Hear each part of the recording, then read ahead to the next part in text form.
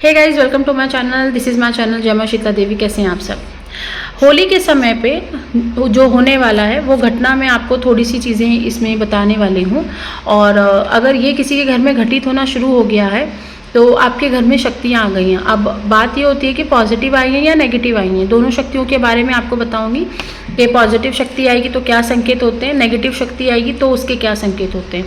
पहले बात कर लेते हैं पॉजिटिव शक्तियों के बारे में। होली के जैसे होली है 14 तारीख की और होलिका है 13 तारीख की, तो उसके 10 दिन पहले से ही आपके घर में हलचल शुरू हो जाती है।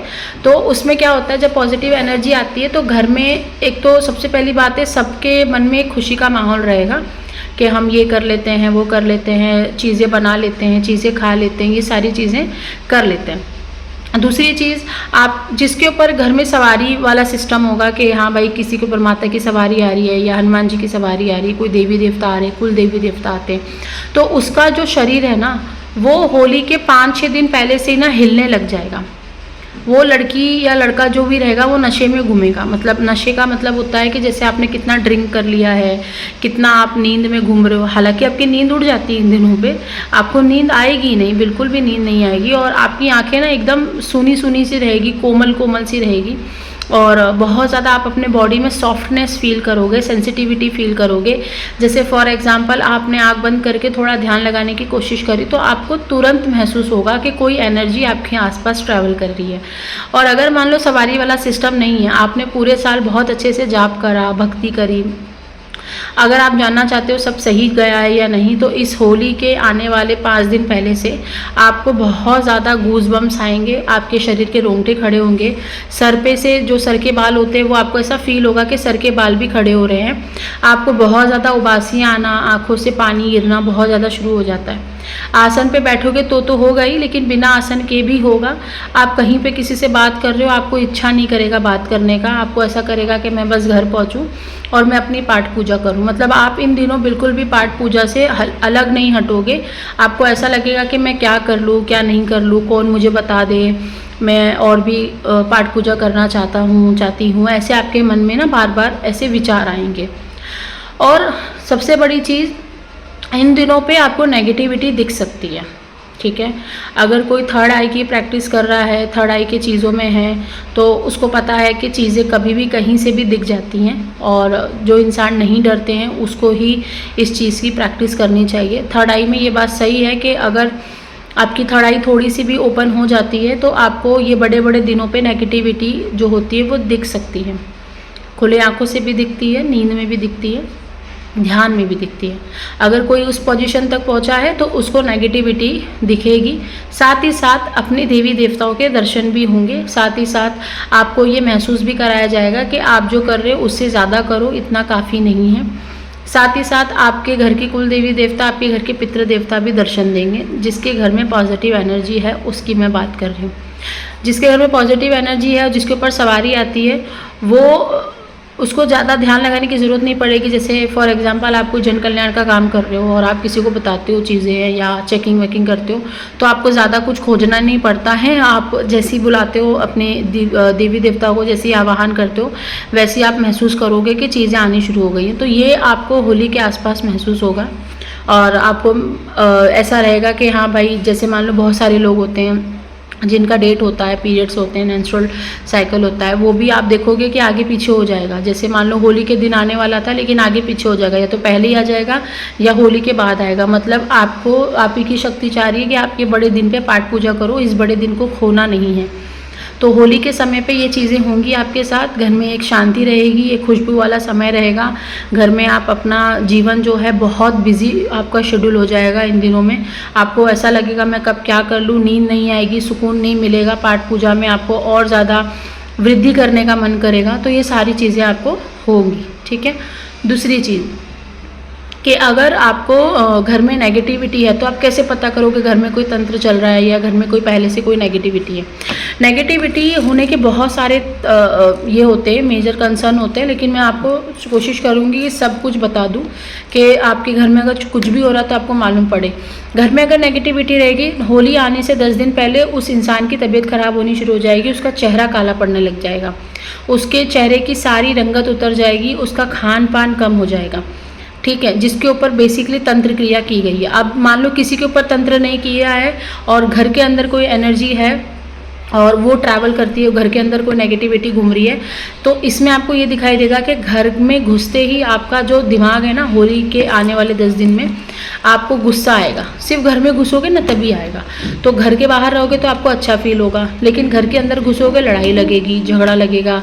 घर में खाना वाना खाने बैठोगे तो लड़ाई झगड़े हो जाएंगे बेफिजूल के, जबकि कुछ कोई ना कोई बात थी ना कुछ था। घर में कलेश होना शुरू हो जाता है।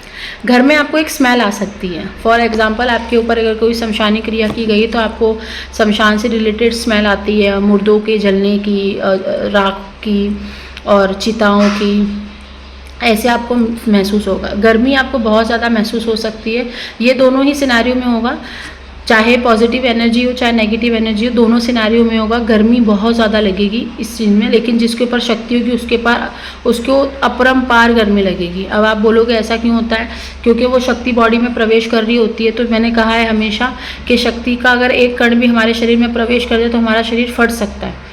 तो शरीर की गर्मी का जो तापमान होता है, जो हमारा बीपी होता है, ब्लड प्रेशर होता है, वो रेज हो जाता है। लेकिन हालांकि वो मेडिकल कंसर्न नहीं होता, वो कुछ समय के बाद हल्का हो जाता है। लेकिन जो नेगेटिविटी का होता है उसमें बीपी रेज हो सकता है, आप हॉस्पिटल पहुंच सकते हो, आपको कुछ चीज़ों का अटैक पड़ सकता है, आपके घर में किसी की मृत्यु हो सकती है, चाहे वो जानवर हो चाहे वो इंसान हो।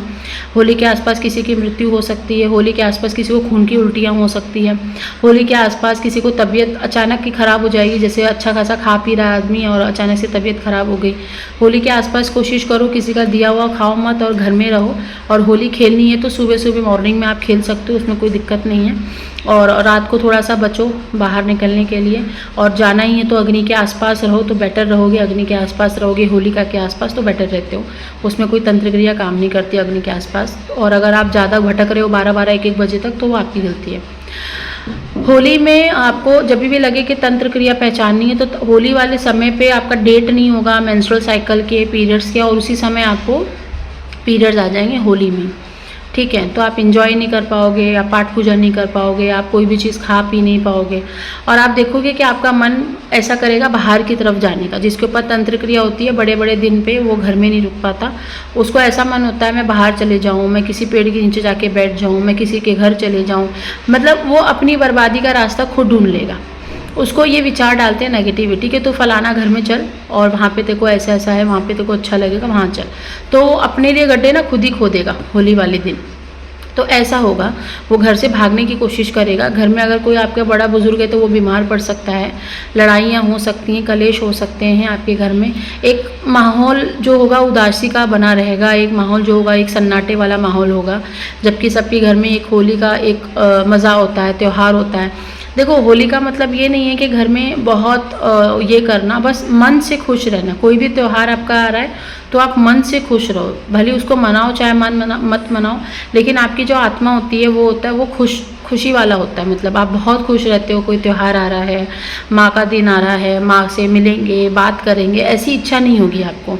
आपको ऐसी इच्छा होगी कि मुझे खाना नहीं खाना है, मेरे से दूर हो जाओ, मेरे को क्यों परेशान कर रखा है। आप अकेले अकेले घूमोगे, अकेले अकेले कमरे में बंद रहोगे, मोबाइल स्क्रॉल करते रहोगे, बहुत ज़्यादा सेक्सुअल टेंडेंसी बढ़ जाएगी, बहुत ज़्यादा आपकी जो अंदर है काम ऊर्जा बढ़ जाएगी, आप गंदी गंदी चीज़ों में भी पड़ सकते हो।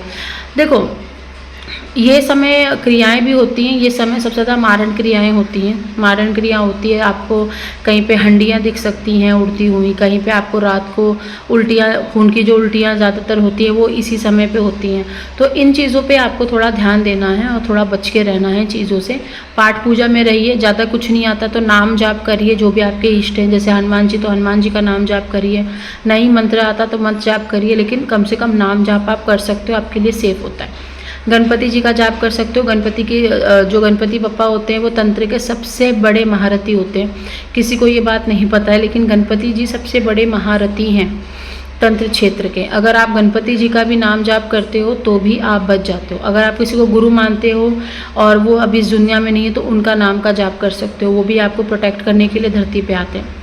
तो ये बहुत ही ज़्यादा जो बता रही हूँ ये शॉर्ट टर्म में हेल्प करने वाली चीज़ें हैं। अगर किसी के ऊपर मारण क्रिया भी हो गई है, किसी के ऊपर कोई भी क्रिया हो चुकी है, तो जिसको वो गुरु मानता है उसका नाम जाप करे, जिसको वो इष्ट मानता है उसका नाम जाप करे, जिसको भी वो मानता है उसको बस प्यार से, पूरे विश्वास से उसका जाप करके उसको याद करें। उसकी हेल्प होती ही होती है। आप लोग यहाँ वहाँ भटक भटक के और ज़्यादा 1 से 4 प्रेत जमा कर लेते हो, जिसकी वजह से आप कभी ठीक नहीं हो पाते हो। इसीलिए आपको क्या करना चाहिए, जितना हो सकता है जाप करना चाहिए। मंत्रों के चक्कर में नहीं फंसना चाहिए शुरू में, क्योंकि मंत्रों से भी प्रेत क्रिया, कोई प्रेत क्रिया होती है जो बढ़ जाती है और कोई होती है जो कम हो जाती है मंत्रों से। तो शुरुआत में नाम जाप का भरोसा लेकर के चलिए और चीज़ें पार लगेंगी। होली के समय जो है अपने बच्चों का बहुत ज़्यादा ध्यान रखिए। बच्चों के कपड़े, बच्चों का खान पान, बच्चों का लेन देन मत रखिए। कोई भी चीज़ बच्चों की यहाँ से वहाँ ट्रांसफ़र मत करिए, कोई रिश्तेदार को मत दीजिए, क्योंकि देखो जब बड़ा ही नहीं बच पा रहा है तंत्र से, तो बच्चे कैसे बचेंगे, बच्चों को कैसे पता चलेगा क्या हुआ है। तो इसीलिए बच्चों का सबसे ज़्यादा ध्यान रखना ज़रूरी है। Okay, till then bye.